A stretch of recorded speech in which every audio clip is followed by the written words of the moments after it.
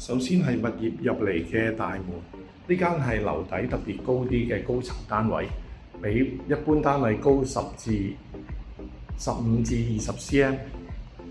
咁呢個廚房係開放式嘅，有雪櫃、爐頭、抽油煙機。飯廳嘅位置可以放個2人飯台，旁邊有個洗手間，有洗衣機同燙衫板，企缸設計方便能用。客廳嘅位置一邊可以放電視櫃，另一邊放梳化啦。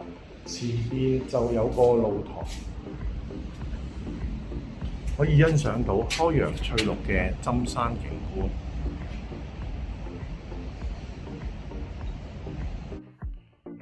睡房放到雙人床，左手邊特設衣櫃位。